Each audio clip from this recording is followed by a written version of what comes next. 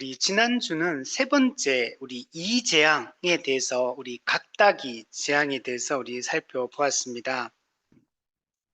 우리 두 번째 우리 재앙 개구리 재앙에서 그 바로가 조금 주춤해지면서 조금 이렇게 음, 좀 약간 완악함이 좀 풀리는 것처럼 이렇게 보였습니다. 그런데 다시 또 마음을 완악하게 하는 것을 볼 수 있었고, 그래서 세 번째 재앙, 이 재앙을 통해서 애굽의 가축들과 또 애굽 사람들을 괴롭게 했던 것들을 볼 수가 있었습니다.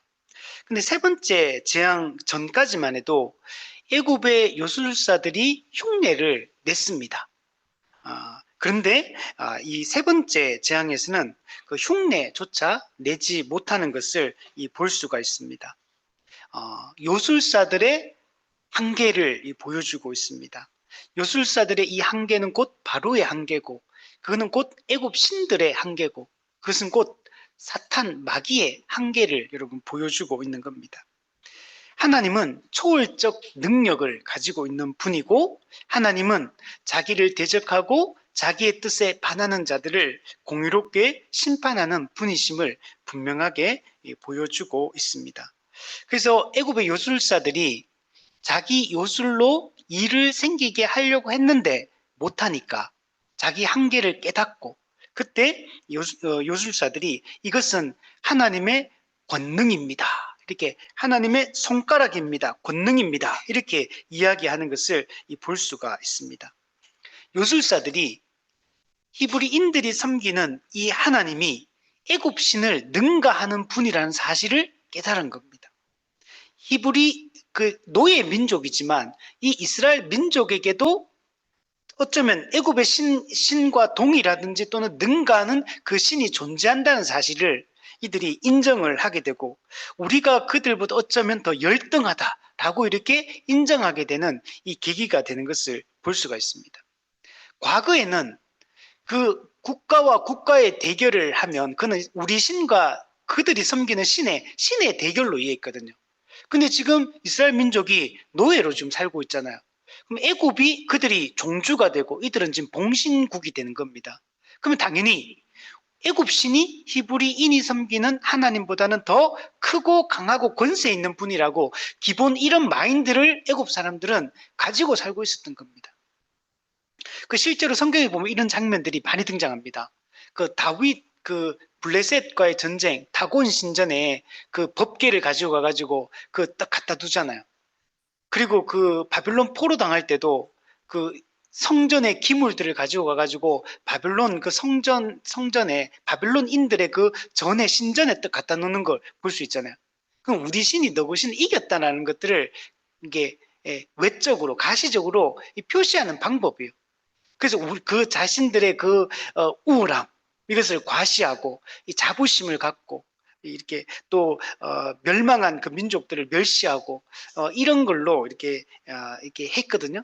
그래서 근데 지금 여기서 그 일을 생기게 못하게 하는 이걸 통해서 히브리인의 신이 정말 세다는 걸, 강한 분이라는 사실을 이들이 깨닫게 됩니다. 자, 그러나 그렇다고 해서 이게 하나님을 유일신으로 믿는 건 아니에요. 예. 이스라엘 사람들은 지금 하나님을 유일신으로 믿는 거고, 근데 이들은 지금 다신교의 그 배경 속에서 그냥 히브리인의 하나님도 그 중에 한 강한 신, 이렇게 지금 받아들이고 있다는 것들을 볼 수 있습니다. 자, 요술사들은 이렇게 하나님의 그러나 권능이다 인정은 하잖아요. 그러나 바로는 마음을 끝까지 완악하게 하고 하나님의 권능을 인정하지 않는 것을 볼 수가 있습니다. 그래서 하나님께서는 이 완악한 바로와 이 애굽 사람들에게 다시 재앙을 내립니다. 그게 오늘 네 번째 재앙, 파리 재앙. 파리. 이게 엄청나게 애굽인들에게 큰 고통을 안겨줍니다. 그러나 하나님은 이 네 번째 재앙을 통해서 하나님의 능력, 하나님의 권위를 나타내십니다. 하나님이 어떤 분이신지, 자기가 누구신지를 명백하게 또 이 파리 재앙을 통해서도 나타내는 것을 볼 수가 있습니다. 먼저 우리 20절부터 24절에 보면 이 내용은 하나님께서 모세를 통해서 바로에게 파리 재앙을 경고하는 내용입니다. 네. 우선은 먼저 경고합니다. 하나님께서 모세에게 아침에 일찍이 바로 앞에 서라. 바로가 물 있는 곳으로 나올 것이다. 이렇게 얘기합니다. 바로는 우리 지난주에도 나왔었잖아요. 세 번째 재앙 때도 바로가 이제 매일 아침마다 나일 강으로 물 있는 곳으로 나간다 그랬죠. 이들은 나일 강을 숭배하고 있었기 때문에 그 매일 아침 나일 강을 관장하는 그 신에게 제사를 드리기 위해서 이 바로가 나일 강으로 매일 아침 일찍이 매일 나갔습니다.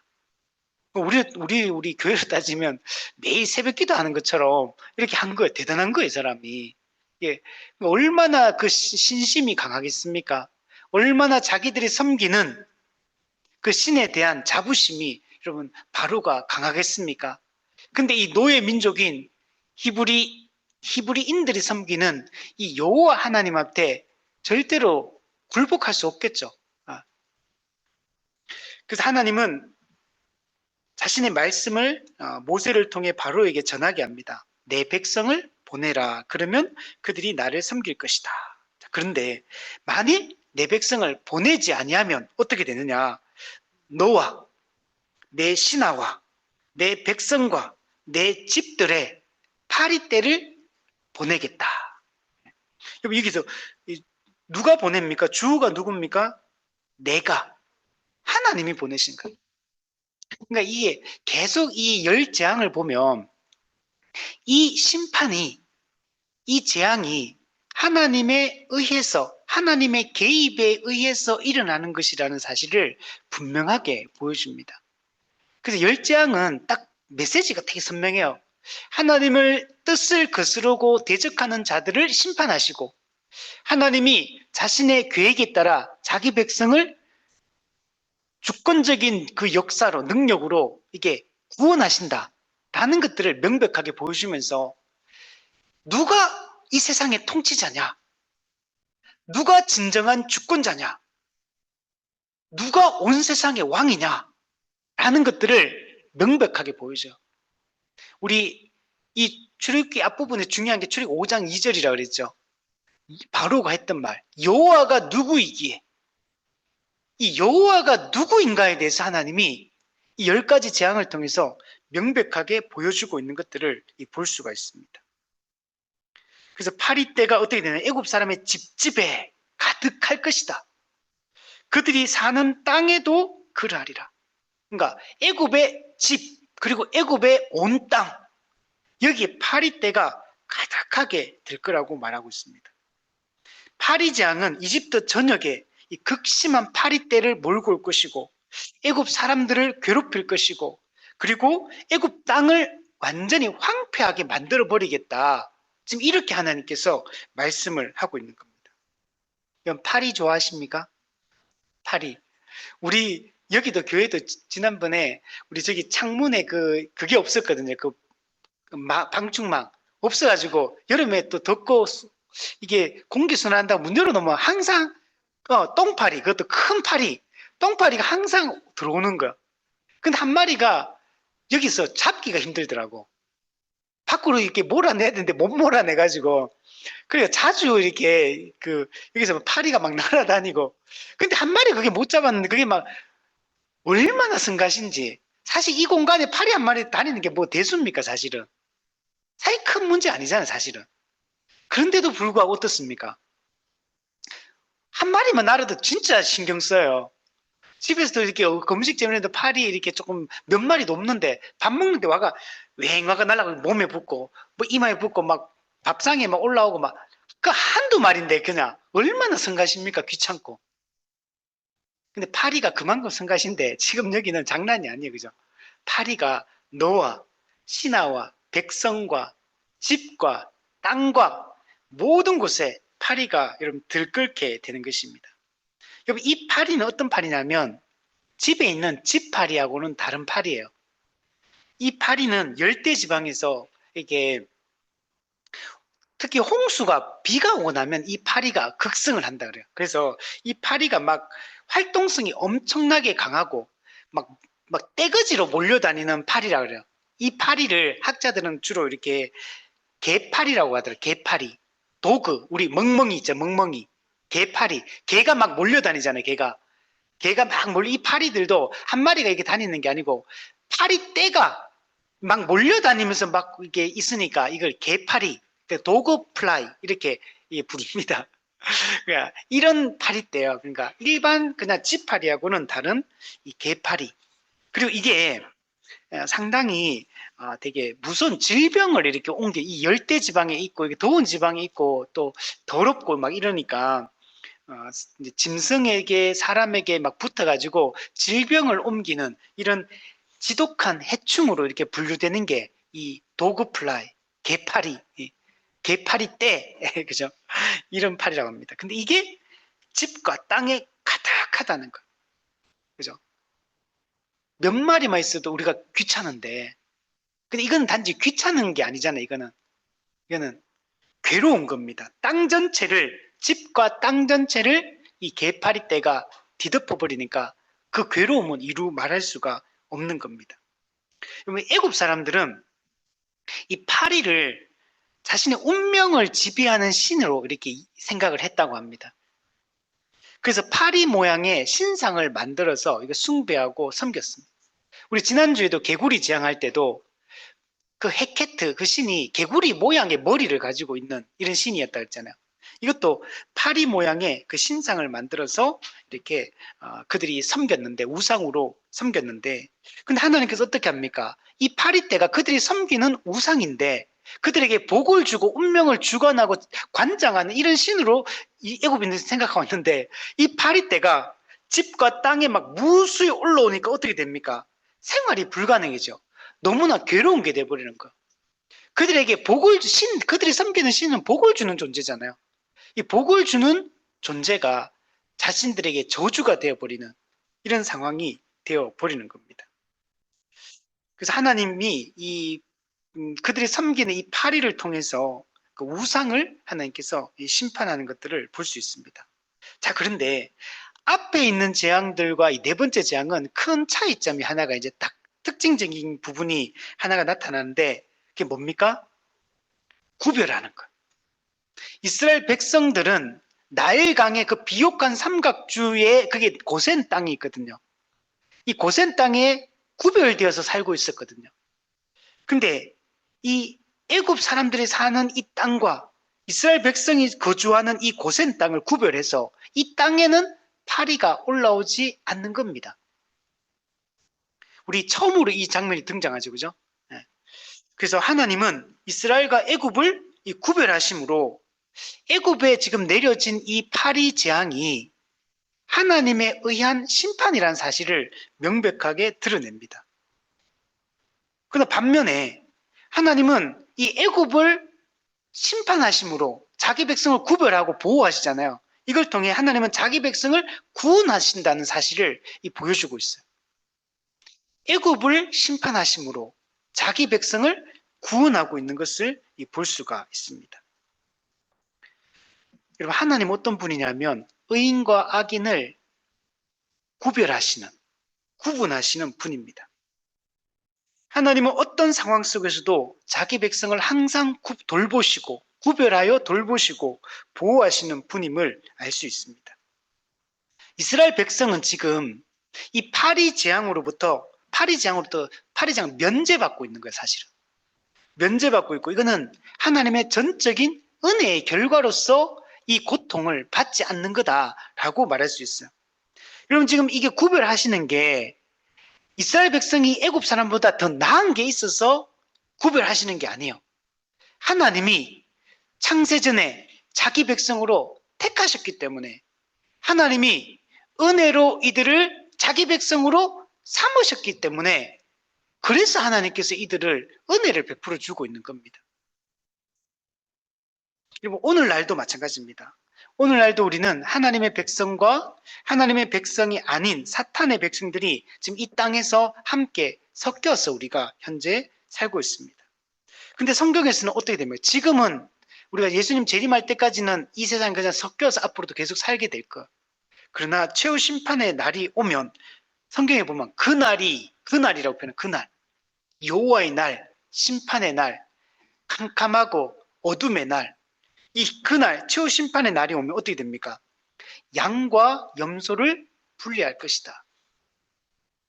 알곡과 가라지를 분리할 것이다. 좋은 고기와 나쁜 못된 고기를 구분할 것이다. 이렇게 성경은 얘기를 하고 있어요. 그래서 제가 예전에 신학책을 읽었는데 그 중에 한 챕터가 그랬어.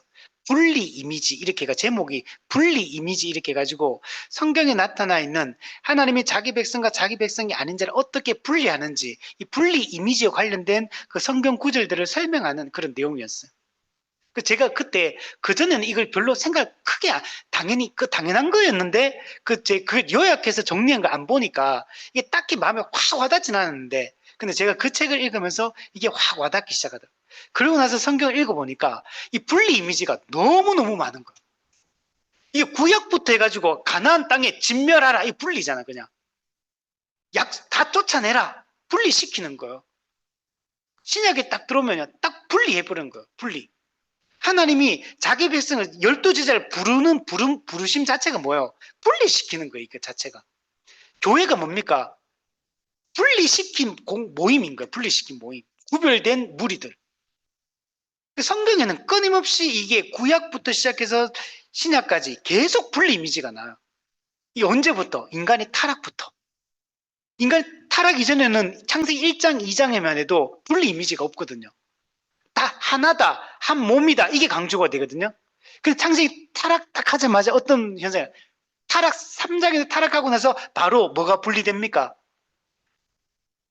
뱀의 후손과 여자의 후손. 딱 분리돼 버려. 그게 4장에 딱 넘으면 뱀의 후손과 그 여자의 후손의 그 백성들이 누군지가 명백히 딱 나타나. 가인과 아벨로 딱 나타나. 그죠? 그리고 그 위에 보면 하나님의 아들들이 그 노아 홍수 시대 보면 하나님 아들 사람의 딸들과 결혼했다. 분리 이미지 딱 나타나죠. 바벨탑 사건 가보세요. 딱 분리돼 버려. 그리고 창세기 12장부터 됩니까? 그 모든 사람이 타락한 세상 속에서 구별해가 따로 분리시켜. 아브라함을 불러. 그죠? 자기 백성을 따로 분리시키기 시작해. 그리고 12 족장들, 그리고 이제 12지파. 그게 이제 나중에 그게 가족에서 민족으로 국가로 이렇게 세워져 가는 것들을 볼 수 있죠. 그게 이후에도 계속됩니다. 포로기에도 그렇게 되고 포로기한 이후에도 그렇게 되고 그리고 이제 신약에 딱 넘어와서 교회가 딱 탄생하는 거. 그리고 마지막 장면이 뭡니까? 알곡과 가라시를 분리한다. 최후 심판은 딴 게 아니거든요. 심판이잖아요. 심판. 근데 심판이란 건 사실은 동전의 양면이거든. 심판과 구원은 동전의 양면 같은 거. 그러면서 딱 분리를 시켜. 양과 염소를 분리시켜버려. 그리고 천국과 지옥으로 분리시켜버려. 성경에는 이 분리 이미지가 엄청나게 많다는 것들을 알 수가 있습니다. 근데 이 분리될 때 이 구원받는 것이 전적인 은혜라는 거예요. 하나님이 우리의 행위를 보지 않고 우리의 다른 박지를 보지 않고 전적인 무조건적 선택, 주권적 하나님의 선택 가운데 창세전에 예정하셔서 선택하셔서 우리를 자기 백성 삼아서 구원해 주시는 거예요. 그래서 이게 전적인 은혜라는 사실들을 명백하게 보여줍니다. 그래서 그 내용들을 마태복음 25장에 보면 이 분리된 두 사람의 영원한 운명에 대해서 예수님께서 기록을 하고 있습니다. 어떻게 표현하냐면 하나님께 복받을 자들, 하나님께 저주받은 자들, 복과 저주로 딱 구분해 버립니다. 그리고 복받을 자들이 상속받는 것, 저주받는 자들이 상속받는 게 딱 구분돼요. 복받을 자들은 창세로부터 예비된 하나님 나라를 상속받으라 이렇게 얘기하고, 저주받은 자들은 마귀와 그 사자들을 위하여 예비된 영원한 불에 들어가라. 이것도 둘 다 예비되었다는 말을 둘 다 표현해. 하나님의 나라도 예비된 거고, 불과 예비된 영원한 불, 지옥을 말하잖아요. 게헨나도 예비된 거예요. 마귀와 그 사자들을 위하여, 타락한 천사들을 심판하기 위해서 만들어진 게 원래 지옥 겟나요. 근데 인간이 마귀의 유혹을 받아 타락함으로 이 모든 불신자들 이들도 이 겟나에 여러분 들어가게 된 겁니다. 그게 계시록 19장 20장에 그게 나오는 거예요.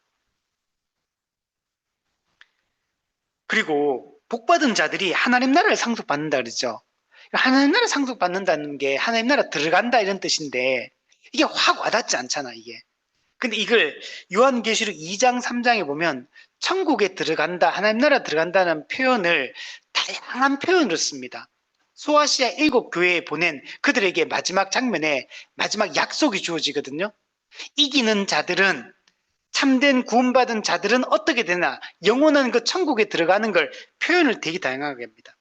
첫 번째, 하나님의 낙원에 있는 생명나무의 열매를 주워 먹게 하겠다. 두 번째, 둘째 사망의 해를 받지 않겠다.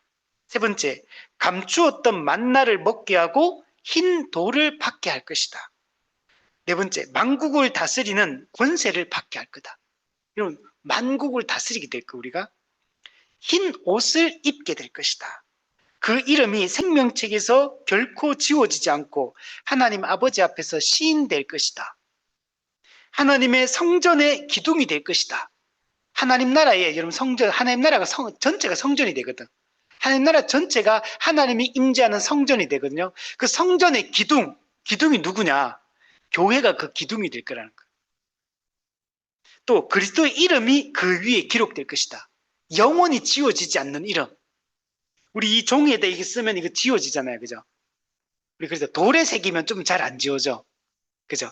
근데 그 돌도 나중에 못 해요. 그것도 따라. 쇠 이게 막 이게 박제를 해놔도 쇠도 녹슬어. 그죠? 근데 그리스도의 이름을 우리 위에 딱 기록을 해주시겠다. 이름이 기록된다면 우리가 그분의 소유다라는 사실을 알려주고 그분이 우리의 주인이시다라는 것들을 알려줍니다. 관계성을 얘기하는 거예요. 그리고 하나님의 보좌에 함께 앉게 해주겠다. 우와, 여러분 하나님의 보좌에 함께 앉게 해주겠는데 하나님의 그 통치권에 우리가 천국에서 함께 참여하게 될 것이다. 지금도 우리가 그리스도의 통치권에 참여하고 있거든요. 왕적 통치에 참여해요. 그리스도의 심판권에도 참여해요. 근데 우리가 영원히 천국에서 완성된 하나님 나라에서 하나님의 보좌에 함께 거기에 함께 옆에 엉덩이 낑기고 앉아가지고 함께 앉아있다는 거예요.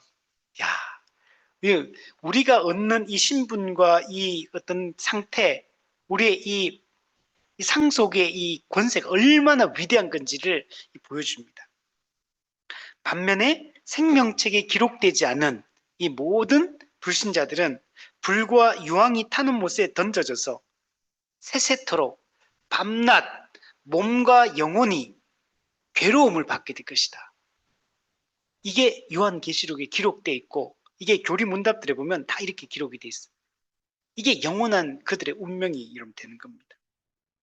얼마나 감사합니까? 은혜로 우리는 구별된 존재가 되었어. 그래서 우리가 구별되었기 때문에 성도가 된 거예요. 성도는 구별된 거룩한 백성을 얘기하는 거예요. 자, 다시 돌아와서 하나님은 이 파리재앙이 언제 일어나느냐? 내일 있을 것이다. 오늘 당장 아니야. 지금 경고를 먼저 사전 경고를 하고 있는 겁니다. 사전 경고를 하고 있다는 얘기는 무슨 말이겠어요? 경고 듣고 돌이킬 기회가 주고 있는 거예요. 지금 사실은. 바로에게도 지금 하나님의 뜻에 지금 명령에 순종해서 딱 돌이켜보면 되거든요. 근데 이거 안 돌이키기 때문에 문제가 돼요. 그러니까 10가지 재앙이 계속 내려지는 건 뭐냐면 하나님이 10가지 재앙이 내려질 때까지 계속 기회를 주는 거예요. 사실은 회개의 기회를. 근데 안 돌이키는 겁니다. 여러분 출애굽할 때 10가지 재앙하고 나서 이제 그 유월절 잔치 이후에 이제 실제로 애굽을 떠나거든요. 그 떠날 때 그때 그게 중요한 성경 구절이 나와요. 나중에 보면. 그게 누가 섞이는지 아십니까? 이스라엘 민족이 출애굽할 때 이스라엘 민족만 떠나는 게 아니에요. 그 중요한 표현이 나와. 수많은 잡족이 이스라엘과 함께 출애굽을 합니다. 그리고 출애굽 이후에 끊임없이 누가 등장하냐면 이방인들이 자꾸 등장해. 그게 나중에 쭉 가면요. 그 사사기에도 이방인들이 이스라엘로 편입이 되고 왕정시대에 가도 다윗 시대도 다윗의 군사들 중에 많은 군사들이 다윗의 용사라고 나오는 사람들이 있거든요. 거기 보면 이방인들이 많아. 그뿐만 아니라 계속 이방인들이 이스라엘로 편입이 계속되기 시작합니다. 이거 뭘 보여주겠어요? 이방인도 하나님의 백성으로 들어온다는 걸 보여줘. 그 대표적인 또 누가 있어요? 라합, 룻. 이런 다 이방인이잖아. 모함 여인 룻. 그죠? 가나안 여인 라합. 그죠? 우리아의 아내 바세바. 다 이방인들이야, 다. 우리아가 이방인이거든. 그러니까 이게 회개의 기회를 주고 있는 거예요. 회개의 기회를 돌이키고 하나님께 돌아오는 자들은 받아주는데, 근데 안 돌아오는 거죠. 그래서 내일 있을 거다. 그럼 왜 하나님이 내일, 지금 당장 내리지? 이 내일 내린다는 거는 하나님 시간을 지금 특정하고 있는 거잖아요. 요때 내릴 거야. 이거는 무슨 말입니까? 하나님의 개입에 의해서 이 재앙이 내려지고 있다는 걸 명백하게 보여주는 거예요. 지금 바로는 끊임없이 이 재앙을 겪으면서도 하나님이 누구신지를 인정을 안 해, 계속. 여호와가 누구냐? 그가 누구이길래 우리가 그 백성을 보내겠느냐? 나는 그를 모른다. 이렇게 계속 말하고 있는 거예요. 안 보내준다는 얘기는 하나님 되심을 인정하지 않는 거거든요, 이게. 그러니까 돌이키지 않는 거예요. 그래서 하나님이 끊임없이 바로에게 보여주는 거예요. 이 하나님이 누구신지를. 명백하게 지금 드러내주고 있는 겁니다. 그래서 뒤에 보면 뭐라 그럽니까? 하나님이 여호와이심을 알게 하겠다. 이 하나님이 여호와이심을 알게 하겠다. 우리 몇 절인가요? 거기 보면 22절. 네. 내가 여호와인 줄을 네가 알게 될 것이다. 히브리인의 이 하나님이 전능하신 창조주 하나님이시며 이분이 자기 백성을 구원하시며 온 세상을 통치하는 왕이심을 바로에게 알게 하겠다는 것. 애굽 사람들에게 알게 할 것이고 또한 이스라엘 백성들에게도 사실 알게 하는 겁니다. 하나님께서 그리고 실제로 이제 어떻게 됩니까? 말씀하신 그대로 무수한 파리가 애굽의 온 집과 또 온 땅에 올라오게 되고 그 파리대로 인해 애굽 온 땅은 황폐해지게 됩니다. 이 파리대가 올라오면서 모든 농작물에까지 다 피해를 주는 겁니다. 그래서 먹을 것들이 다 사라지게 됩니다. 자, 25절부터 27절까지 내용은 바로가 그래서 고통을 받습니다. 그게 엄청나게 괴로워요. 그래가지고 모세와 아론을 불러가 어떻게 합니까? 이제 가서 제사 지내라.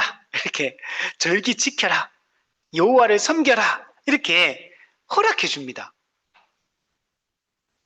그런데 재밌는 게 있어. 조건이 붙어. 이 땅에서 애굽 땅에서 그러니까 모세가 뭐랍니까? 그렇게 할 수 없다. 그리함은 부당하니다. 그러면서 단호하게 거부합니다. 그러니까 이 땅에서 이 말은 뭐예요? 바로의 그 통치권이 미치는 이 범위 안에서 여기서 제사 드리라는 거예요. 그래서 지금 바로의 마음은 제사 지내는 건 허락해요. 근데 이 땅에서 제사를 지내래. 요 마음은, 요 심보는 뭡니까? 그죠? 재앙은 피하고 싶고, 그러나 보내주기는 싫고, 그죠? 그래서 끝까지 놓아주지 않으려고 지금 꼼수를 지금 부리고 있는 겁니다. 어떻게든 안 놓아주려고 지금 이렇게 하는 거예요. 근데 또 고통받는 건 또 싫으니까 와가지고 강구해서 없애달라 이렇게 말하는 것들을 볼 수 있습니다. 그러니까 모세가 얘기하죠. 그리함은 부당하니이다. 우리가 여호와께 제사를 지내는 것은 자, 이게 중요합니다. 애굽 사람이 싫어하는 바이다. 그러니까 모세가 이유를 드는 거. 우리가 하나님께 이 땅에서 제사 지내는 것은 애굽 사람들이 이거 싫어한다. 만약에 애굽 사람의 목전에서 여기서 동물 희생 제사를 만약에 드리게 되면 애굽 사람들이 우리를 돌로 치지 않겠느냐. 그렇기 때문에 여기서 이 땅에서 제사를 지낼 수 없다. 우리가 살 길쯤 광야로 가서 하나님께 제사를 지내겠다. 이렇게 얘기를 합니다. 그게 하나님의 명령이라는 거. 하나님의 명령대로 명하신 대로 우리는 사흘 길중 광야로 가서 하나님께 제사를 지내겠다. 하나님을 섬기겠다. 왜 사흘 길이라고 얘기했을까? 사흘 길, 닷새 길 이렇게 할 수도 있잖아. 그죠? 사흘 길은 왜 그러냐면 지금 이 고센 땅에서 시내산까지의 거리가 이런 사흘 길입니다. 그래서 지금 하나님이 시내산 가서 제사 지내라 이렇게 얘기를 했는지 안 했는지는 몰라요. 그건 모르겠지만 그런데 분명한 거는 지금 모세가 이 하나님이 광야로 가서 사흘 길을 가서 제사 지내를 할 때 이게 시내산에 가서 제사 지내는 말로 알아들었을까? 그럼 시내산은 이전에 이미 많이 나왔었어요. 최초로 시내산이 언제 나옵니까? 모세가 어디 있어요? 광야 있을 때, 40년 광야 있을 때, 가시떨기 나무 그 사건 경험했던, 하나님을 만났던 그 장소 어디요? 이 호렙산, 시내산 여기요. 그러니까 시내산, 호렙산은 같은 산입니다. 그러니까 같은 산인데, 그러니까 예를 들면 이런 거요. 우리 태백산맥 안에 고의 작은 산봉우리, 요런 거. 요런 개념으로 이해하면 됩니다. 그래서 똑같은 산이라고 생각하면 됩니다. 자, 어쨌든 간에 이곳에서 모세가 하나님을 만났던 곳이요. 그리고 모세가 이곳에서 족장들에게 주었던 그 언약을 재확인했던 그 장소, 언약을 재확인할 때 이미 그때 하나님으로부터 하나님의 구원 계획을 모세는 이미 다 들었잖아요, 그때. 그러니까 사흘 길쯤 가서 광야를 제사를 지내려 할 때 바로 이곳을 모세는 하나님이 직접 지시했는지는 모르겠지만 직접 지시하지 않았다 하더라도 하나님이 광야를 사흘 길 하락할 때 이곳이 그곳이라는 걸 알고 이곳으로 오는 겁니다. 즉 모세가 이쪽으로 가서 제사를 지낸다는 얘기는 모세의 마음속에 뭐가 있냐면 언약을 기억하고 있는 거지. 여러분 계속 그 앞에 단어 나왔었잖아. 우리 출애굽기 앞부분 볼 때 뭐였어? 언약을 기억하사 뭐 이런 말 있었잖아요. 그죠? 그리고 족장들이 전부 다 언약을 재확인하고 언약을 기억하여 모든 믿음의 행동들을 하거든요. 언약에 따라 모든 믿음의 행동들을 합니다. 자, 그래서 우리 히브리서 11장에 가면 믿음에 대한 얘기잖아요.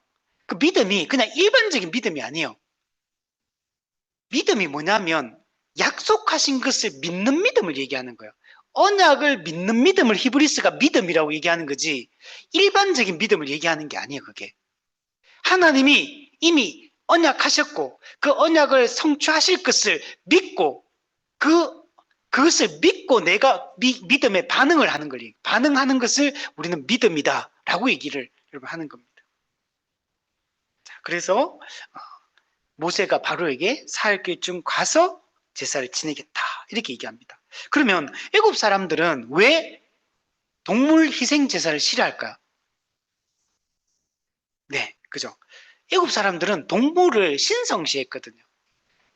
근데 모든 동물을 다 막 신으로 만들고 이런 건 아니었지만 근데 그 중에서 특별히 그 동물들 중에서도 더 신성시하는 그리고 그 동물의 형상을 만들어서 우상으로 섬기는 신들이 있어요. 그 중에 소, 특히 흰 암소, 이 소를 되게 숭배를 많이 해. 그래, 소 같은 경우는 아예 법에 들어가 있어. 흰 암소는 절대로 죽일 수 없다. 이 법으로 만들어져 있어. 근데 이 제사 동물 지낼 때 보통 뭐 잡습니까? 양 잡든지 소 잡든지 염소 잡든지 주로 이런 거 잡거든. 그죠? 그러니까 엄청 애국 사람들은 싫어할 수밖에 없겠죠. 그래서 되게 이 동물 희생 제사라는 걸 되게 뭐랄까 이 애국 사람들은 혐오합니다. 혐오.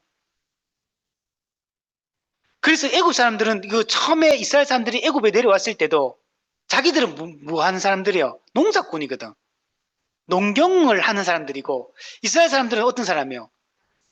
목축, 양치는 사람들이야. 그래서 애국 사람들이 처음에 그 75명의 사람들이 내려왔잖아 이게. 내려왔을 때 되게 하대합니다. 하대. 좀 이게 목축업을 되게 뭐랄까 낮추어서 보아 이 사람 애국 사람들 농경을 되게 이렇게 되게 높이고 그래서 목축하는 사람들 되게 깔보고 이런 게 있거든요. 근데 지금 여기서 동물 희생 제사에 보세요. 거기다가 신을 또 숭배까지 하는데, 그러니까 이렇게 싫어할 수밖에 없는 거죠. 그래서 모세가 요 얘기를 딱 하니까 왜 요 얘기를 했을까? 요거 때문에 진짜 가는 건 아니잖아. 실제로 출애굽을 해야 되는 건 하나님의 명령대로 하나님을 섬기기 위해서 가는 거지, 언약을 따라서. 근데 지금 바로를 설득해야 되잖아, 지금. 그죠? 바로 왕은 지금 이 생각을 가지고 있잖아요. 그러니까 바로가 요걸로 해가지고 딱 설득을 하면 바로가 나중에 보내줄 수밖에 없구나 이렇게 허락을 하게 돼요. 받고 이 땅을 나가서 제사 지내는 걸 허락할 수밖에 없잖아요. 그죠? 그래서 모세가 이렇게 얘기를 하는 것을 볼 수 있습니다. 28절은 이제 바로가 이스라엘 백성들이 광야로 가서 제사를 드리는 것을 허락하면서 파리떼가 사라지도록 제거되도록 이제 기도해달라, 간구해달라 이렇게 부탁하는 내용이 28절의 내용입니다. 바로와 그 백성들은 지금 극심한 고통을 지금 겪고 있었습니다. 하루라도 빨리 이 고통에서 벗어나고 싶어. 그래서 바로가 내가 너희를 보내주겠다. 너희가 광야에 가서 제사를 드리라. 여기서 문장이 바뀌었죠. 광야로 이제 가서 제사 지내는 걸 허락하는 거 이제. 그런데 또 여기 조건이 또 붙어. 너무 멀리는 가지 마라. 그죠? 얼마나 그죠? 강박하고 완악한지. 또 너무 멀리는 가지 마라. 또 다른 조건을 또 붙이고 있는 것을 볼 수 있습니다. 그러니까 완전히 놓아줄 생각은 없는 거예요. 지금 바로의 마음속에 있는 건 뭐예요? 빨리 우선은 당장 이 고통부터, 이 괴로움부터, 이 문제부터 처리하자. 그래서 지금 거짓말이 하는 거예요, 사실은. 이 당장의 이 고통의 순간을 모면하기 사람들도 그렇잖아요. 거짓말. 이게. 그래서 이스라엘에 대한 이 지배력, 그 지배력의 핵심은 노동력이거든요.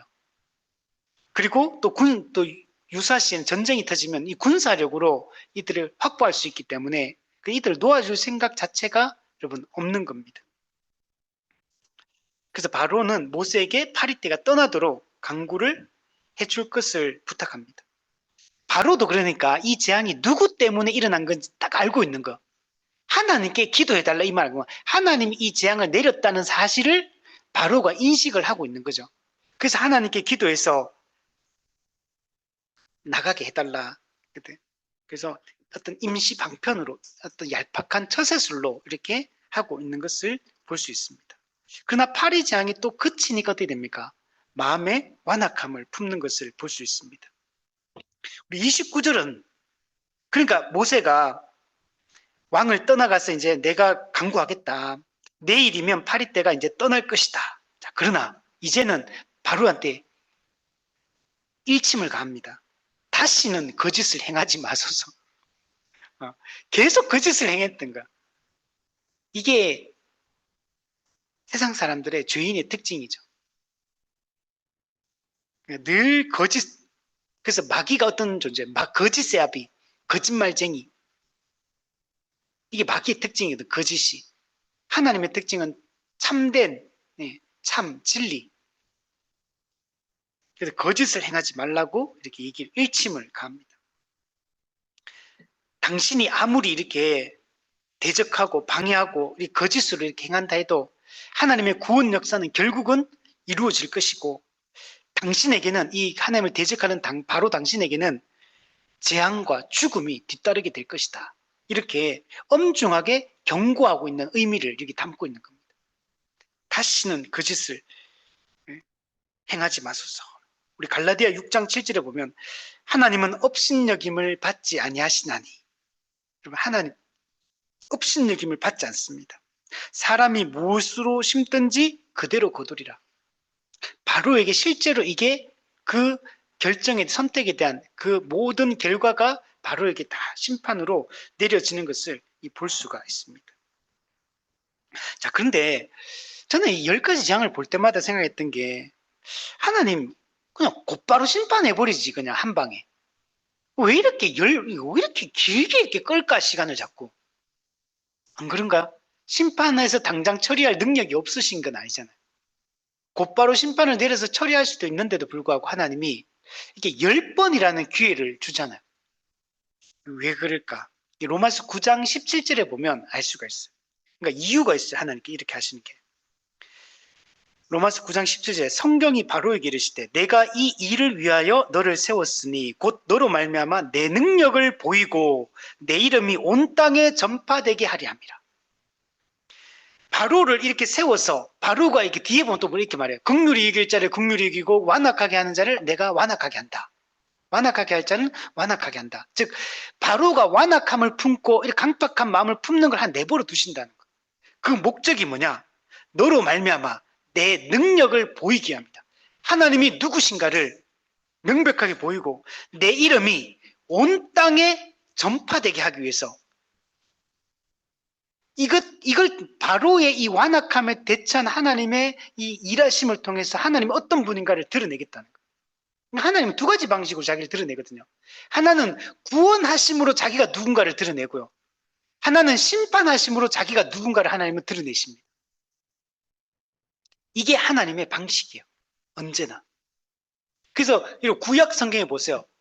구약 성경 옛날에 성경 읽을 때마다 도대체 이 특히 선지서 보면요. 심판 얘기했다, 구원 얘기했다, 심판 얘기했다, 구원 얘기했다 막 계속 뒤죽박죽이야. 저 옛날에 처음에 성경 읽어보면서 이게 도대체 왜 이런가. 요한계시록 읽어보면 심판 얘기했다, 구원 얘기했다, 심판 얘기, 구원 얘기 계속 그러거든. 그래서 어떨 때는 이게 분명히 심판 얘기하고 있는데 갑자기 구원의 문장이 탁 튀어나와. 구원 얘기 막 하고 있는데 갑자기 심판에 대한 문장이 툭 튀어나와. 이게 너무나 많이 반복돼요. 선지서 보면. 근데 왜 그렇게 하시냐. 하나님이 자신이 누구인가를 명백하게 드러내려고 하는 거예요. 특히 이 바로의 완악함 이런 걸 통해 가지고 하나님의 능력과 하나님이 또 로마서 9장 21절 22절에 보면 하나님이 그의 진노를 보이시고 그의 능력을 알게 하고자 할지라도 진노를 보이기 위하며 하나님이 죄에 대해서 진노하시는 분이라는 사실을 나타내고 하나님의 능력을 나타내고 또 멸하기로 준비된 진노의 그릇을 또 오래 참으심으로 관용하신다. 그죠? 바로도 지금 진노를 받아야 되는 사람이거든요. 근데 10번이나 기회를 계속 주잖아요. 오랫동안 진노의 그릇을 오래 참으심으로 지금 하나님이 관용하고 계신 거예요. 그런데 구약에 보면 우와 하나님은 죄 지어도 괜찮네. 벌 안 주네. 뭐 괜찮네. 이렇게 생각해 사람들이 했던 거.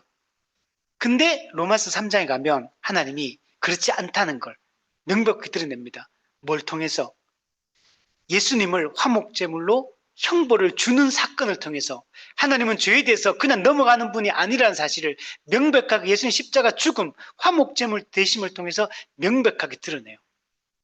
이게 여러분, 이게 요한계시록 가면 요한계시록 이게 분명하게 드러납니다. 하나님이 큰 성 바벨론 이 세상을 심판하십니다. 적그리스도와 거짓 선지자를 심판하십니다. 마귀를 심판하십니다. 모든 불신자들을 심판하십니다. 그들을 영원한 지옥 형벌에 영원한 괴로움 속에 하나님이 던져넣는 것을 볼 수 있습니다. 그것을 통해 하나님은 자기의 영광을 나타내는 거예요.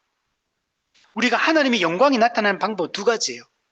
심판하심으로 공의를 시행하심으로 하나님의 영광을 나타내시고 은혜를 베풀어 구원하심으로 자기 영광을 나타내시는 거예요. 그 심판과 구원은 공의와 사랑의 이 시행이 둘 다 하나님의 영광을 나타내는 방식이에요. 우리 30절, 31절 보세요. 모세의 강구로 이제 파리떼가 애굽에서 떠나게 됩니다. 근데 어떻게 됐느냐? 하나도 남지 않았다. 그러니까 하나님은 파리떼가 가득하기도 하시고요. 순식간에 파리떼를 완전하게 제거하기도 하는 그런 분이라는 것을 보여줍니다. 이 권능의 하나님이 지금 이스라엘 백성과 함께하고 있다는 거예요. 이 권능의 하나님이 자기 백성에 대한 구원 계획을 가지고 그것을 지금 실행하고 계시다는 거예요. 이 권능의 하나님이 함께하고 있다는 사실을 명백하게 드러냅니다. 여러분 하나님은 파리떼를 있게도 하시고요.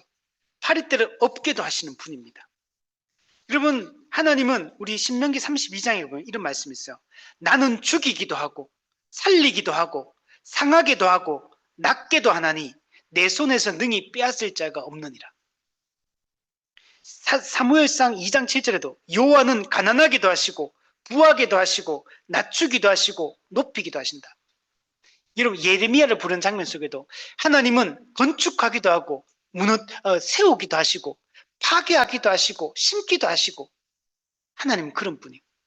즉 하나님 어떤 분이에요? 역사의 참된 주관자이십니다. 하나님은 모든 존재의 궁극적 근원이 되시고 그 결말이 되시는 분이 바로 하나님이에요. 이걸 하나님께서 구약 성경과 요한계시록은 뭐라고 했냐면 나는 알파와 오메가요. 나는 처음과 나중이다. 이렇게 말씀하십니다. 하나님이 그걸 골로새 말씀을 하나님 어떤 분? 모든 것의 근원이 되시는 분이에요. 우리가 그 하나님이 지금 이스라엘 백성과 함께하고 계시고 그 하나님의 모든 것을 계획하시고 주관하시고 이끄시고 섭리하시고 완성하시는 그분이 이스라엘 백성을 자기 백성으로 삼고 지금 구원의 역사를 지금 이루어 가고 계시고 이들과 함께하고 계시다는 것을 끊임없이 하나님이 말씀하고 있는 겁니다. 마지막 32절에 보세요. 그럼에도 불구하고 바로는 또 변심합니다. 바로는 이때에도 마음을 완강하게 하고 이스라엘 백성을 보내지 않습니다. 지금 이제까지 바로가 몇 번 변심하냐면 5번 변심합니다. 5번 마음을 이 하나님의 이적을 목격했음에도 불구하고 끝까지 그 마음을 풀질 않습니다. 상황이 조금만 호전되고 숨통이 조금만 트이면 마음을 또 완악하게 합니다. 그리고 하나님의 뜻을 대적합니다. 이게 여러분 인간의 죄성이에요. 죄성이 얼마나 끈질길지 몰라요. 사람은 조금만 상황 좋아지잖아요. 그죠? 이게 나사가 풀려요. 나사가 조금만 상황이 좋아지잖아요. 누가 얼마 전에 들은 누구한테 들었는데 어떤 분이 이렇게 아픈 분인데 그분이 그런 얘기 하더라고요. 그분이 엄청 중병에 걸린 분인데 자기가 이제 고통이 이게 심하대요. 이게 통증이 심한가 봐요. 통증이 심한데 그러다가 하루 안 아플 때가 있다는 거야. 그러면 마음이 해이해진대. 그분 직접 하는 얘기야. 계속 통증 때문에 계속 통증이 있으니까 평상시에 늘 아파.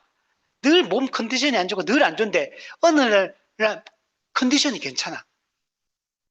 안 아파. 그 마음이 자기가 해이해진다 그러더라고. 우리 그렇잖아. 우리 운동 막 해가 살 쫙 뺐어. 살 쫙 뺐어. 이제 먹어도 되겠다 이제. 막 먹잖아 이게. 그죠? 이게 똑같은 거야 이게. 영적인 면에서 똑같아요. 상태 좋고 우리가 뭐 잘 되고 뭔가 잘 풀리고 뭔가 이루고 성취하고 그러면 마음이 해이해지잖아요. 우리가 수련회 같은데 은혜 받고 오면 충만해졌다 그러면 그죠? 마귀의 공격이 더 세고 쉽게 넘어지잖아. 사람이 그래서 성경이 말하는 거야. 항상 매일 매 순간 정신을 차리고 깨어 있으라. 여러분 이거는 우리 스스로 느끼잖아요. 한순간이야. 여러분 목회자가 제일 넘어지기 쉬운 때 언제야? 주일 예배 다 끝나고 모든 거 다 끝나고 집에 갈 때. 목회자 마음이 뭔가 그거 있어요. 이 말씀도 수련회 같은데 이제 부흥회라든지 이런데 수련회 이런데 말씀 전하잖아요. 말씀 너무 잘 막 학생들이 은혜 받아.